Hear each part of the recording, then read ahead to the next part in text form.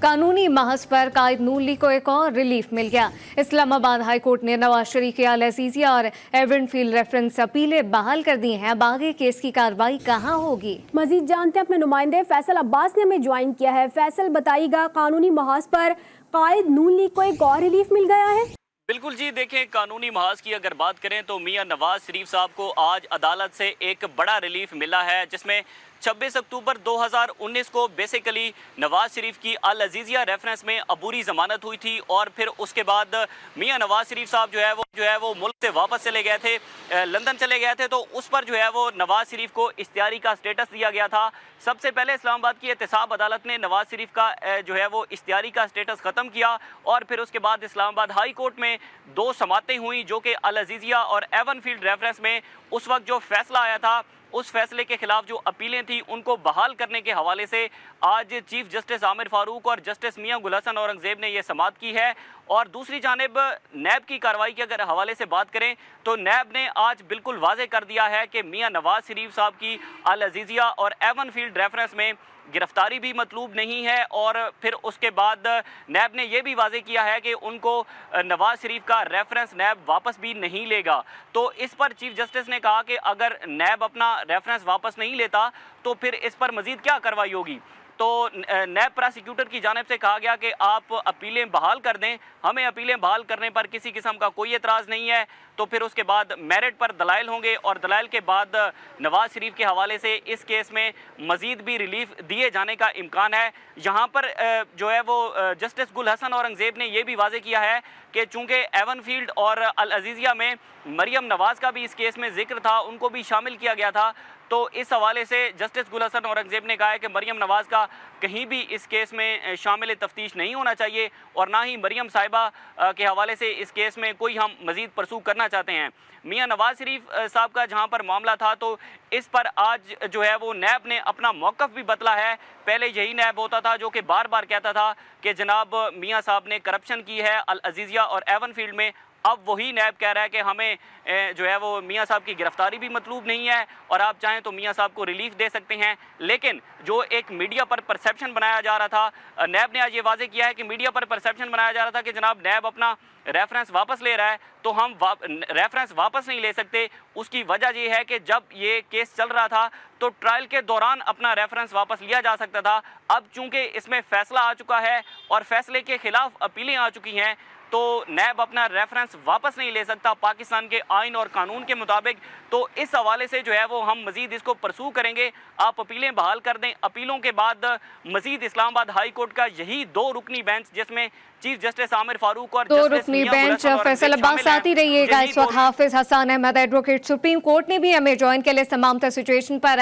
हाफिज साहब, इस वक्त कायद नून लीग को एक बड़ा रिलीफ तो मिल ही गया है, लेकिन रेफरेंस पर अपीलें बहाल होने का क्या ये मतलब है क्या नवाज शरीफ के खिलाफ तमाम सजाएं मुअत्तल हो जाएंगी? तो जो पोजीशन ये है कि मियां साहब की 2 अपील्स जो थी वो इस्लामाबाद हाई कोर्ट के अंदर पेंडिंग थी, एक अल अजीजिया रेफरेंस की और दूसरी एवनफील्ड रेफरेंसेस की।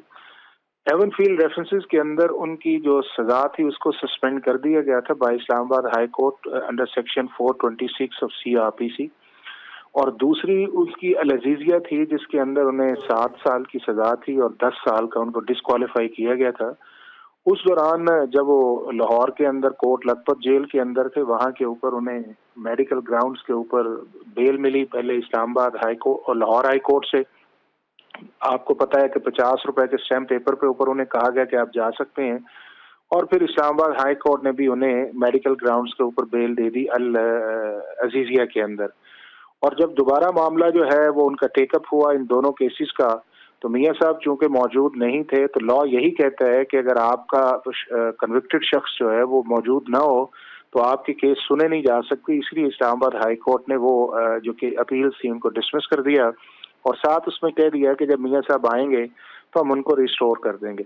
अब मियां साहब वापस आए तो आपने देखा कि सबसे पहले उन्होंने अब एक प्रोटेक्टिव बेल अप्लाई किया इस्लामाबाद हाई कोर्ट के अंदर और वो उन्हें प्रोटेक्टिव बेल मिली, और वो भी एक अनप्रेसिडेंटेड था कि कन्विक्टेड शख्स जो है वो कभी भी प्रोटेक्टिव बेल नहीं लेता। प्रोटेक्टिव बेल या आपको ट्रायल स्टेज पे मिलती है या आपको इन्वेस्टिगेशन स्टेज पे मिलती है।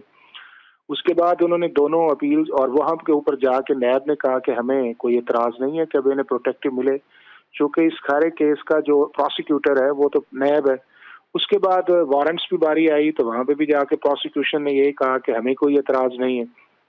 پھر اس کے بعد انہوں نے اپنی ریسٹوریشن آف اپیلز کی 24 تاریخ کو فائل کی, تو اس کے اوپر بھی نیب کے پروسیکیوٹر نے کہا کہ ہمیں کوئی اعتراض نہیں ہے, جس پہ کچھ ججی صاحبان کی آبزرویشنز بھی آئیں اور انہوں نے یہ کہا کہ جی آپ جا کے پہلے طے کر لیں کہ آپ نے ان کیسز کو پروسیکیوٹ کرنا ہے یا آپ نے ان کو پریس نہیں کرنا. تو پھر 2 دن کا نوٹس کیا اور اس وقت بھی نیب کے پروسیکیوٹر نے کہا کہ ہمیں اس نوٹس میں بھی اعتراض نہیں ہے. تو آج جب یہ کیسز لگے ہیں تو نیب نے پھر ایک دفعہ کہا ہے کہ نہ ہمیں ان کی اریسٹ آئی ہے, اور پھر انہوں نے ایک ہسٹری بھی بتائی ہے کہ ہم نے یہ کیس نہیں بنائے تھے بلکہ یہ سپریم کورٹ آف پاکستان کے آرڈر کے بعد بنے تھے. ایک GIT بنی تھی جس کو سپریم کورٹ کر رہی ہے, اور ہم یہ سمجھتے ہیں کہ ہمیں میاں صاحب کی اریسٹ نہیں چاہیے. تو جب آپ کا پروسیکیوشن جو ہے وہ یہ کہے کہ نہ مجھے اریسٹ چاہیے اور نہ ہی ہم اس چیز کو اپوز کرنا چاہتے ہیں, تو پھر عدالت کے پاس کوئی آپشن نہیں ہوتا کہ وہ جو چیزیں اپریز کی صورت کے اندر آئی ہیں وہ ان کو ایکسیپٹ کر لے. اب اس کا ایک یہ ہے. دوسرا اس کا یہ ہے کہ چونکہ ابھی ان کی پروٹیکٹیو بیل جو تھی اس کا اب عدالت جو ہے وہ اپنے ڈیٹیل آرڈر کے اندر لکھے گی کہ کیا ان کی جو پروٹیکٹیو بیل ہے اسے کنٹینیو کیا جاتا ہے. آپ ہمارے ساتھ ہی موجود رہے گا. میں جوائن کیا ہے راجہ خالد ایڈوکیٹ نے. سر بہت شکریہ آپ کے وقت کا. کیا کہیں گے سر, ایک اہم فیصلہ, اپیلوں کو تاحال نمبر الاٹ نہیں کیے گئے تھے. رجسٹرار آفس کے سامنے سرکولر کے بعد اپیلوں پر نمبر لگانے کا عمل شروع ہو چکا تھا. ایک اہم فیصلہ نواز شریف کی العزیزیہ اور ایون فیلڈ میں ریلیف مل چکا ہے. اگر نیب کے حوالے سے اگر بات کی جائے تو نیب ریفرنس کتنا مؤثر ثابت ہوگا؟ جی دیکھیے, یہ فیصلہ بالکل قانون کے مطابق ہے. قانون یہی کہتا ہے کہ آپ پارٹی کو سن کے یا ایگریڈ پرسن جو ہے اس کو سن کے تو پھر فیصلہ کریں, اور کیسز کے فیصلے میرٹس پہ ہونے چاہیے. One should not be knocked out on technical grounds and cases should be decided on merits. Cases کے فیصلے یک طرفہ نہیں ہونے چاہیے, عدم پیروی کی صورت میں نہیں ہونے چاہیے, بلکہ پارٹی کو سماعت کر کے, پارٹی اگر سرنڈر کرتی ہے اسے سماعت کر کے تو پھر آپ ڈیسائیڈ کریں. لہذا فیصلے میں کوئی سکم نہیں, بالکل قانون کے مطابق ہے. Due course of law adopt کیا گیا دونوں سائڈ سے. اب جہاں تک نیب کی بات ہے تو ان کے یہ جو ریفرنسز ہیں یہ 2017 سے ہمیں اندازہ تھا کہ بالکل بیس لیس ہیں, گراؤنڈ لیس چارجز ہیں, اور ان کی بنیاد پہ پروسیکیوشن کبھی بھی سکسیسفل نہیں ہو سکے گی سزا دلوانے میں. اور مریم نواز صاحبہ, کیپٹن صفدر صاحب, دونوں کے خلاف میں 1 سال تک وہاں اسی کورٹ میں یہ سنتا رہا. یہ ساری پروسیڈنگ کو میں نے واچ کیا. کچھ بھی نہیں تھا نیب کے پاس کہنے کو, جس کی وجہ سے 1 سال کے اندر انہوں نے لنگر آن کرنے کے لیے نیب نے اس کیس کو, ایون فیلڈ کیس کی میں بات کر رہا ہوں, اپنے 6 پروسیکیوٹرز کو تبدیل کر دیا. اس کے بعد بھی فیصلہ آیا تو وہ دونوں لوگ بری ہو گئے.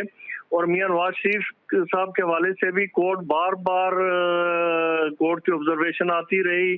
کورٹ نے اس طرح کے ریمارکس دیے کہ آپ انہیں لنک نہیں کر پا رہے. اگر وہ موجود ہوتے تو شاید صورتحال کچھ زیادہ مختلف نہ ہوتی.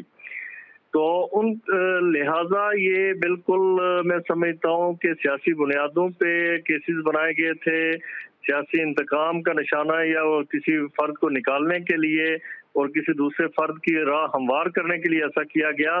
اور نیب نے جس طرح سے کہا کہ جی, آج بھی میں سن رہا تھا کورٹ کے اندر بیٹھا ہوا تھا کہ یہ کیسز سپریم کورٹ کی ڈائریکشن پہ بنائے گئے اور سپریم کورٹ کی ڈائریکشن پہ یہ بنائے گئے. راجہ صاحب ساتھ ہی رہیے گا. اس وقت کوسین مفتی سابق ممبر لاہور بار نے بھی ہمیں جوائن کر لیا ہے. کوسین صاحب, ایک بڑا ریلیف مل گیا ہے قائد نون لیگ کو, لیکن جب اپیلیں یکجا کی جاتی ہیں تو کیا ان کا اطلاق فیصلوں پر بھی ہوتا ہے؟ جی نہیں, فیصلوں پہ اطلاق نہیں ہوتا. فیصلے جو ہیں ریکارڈ دیکھ کے ہوں گے. صرف فی الحال ایک ڈیو پروسیس یا پھر اپرچونٹی نواز شریف صاحب کو کورٹ نے دی ہے کہ وہ آئیں اور اس اپیل کو آرگیو کروائیں اپنے وکیل صاحب کے ذریعے یا جیسے بھی ہے, اور اس کا فیصلہ تو میرٹ کے مطابق ہوگا. یہ تو بیسیکلی 18th امینڈمنٹ میں جب آرٹیکل 10A کانسٹیٹیوشن میں انکارپوریٹ کیا گیا تو فیئر ٹرائل کی ایک اپرچونٹی دی, اور جو اپیل ہے وہ کنٹینیوشن آف ٹرائل ہوتی ہے. تو یہ ایک آرٹیکل 10A کی روح کے مطابق انہوں نے ایک فیصلہ دیا ہے اور اپیلوں کو بحال کر دیا. جی سر، جاننا آپ سے چاہیں گے کہ ایک کیس میں 7 سال، ایک میں 11 سال، آپ کیا سمجھتے ہیں کہ اس تمام تر معاملات میں جو ہے وہ کتنی مشکلات اور مزید آ سکتی ہیں؟ بالکل، اس تمام تر سچویشن پر مشکل کی بات نہیں ہے، یہ ڈیو پروسیس کی بات ہے.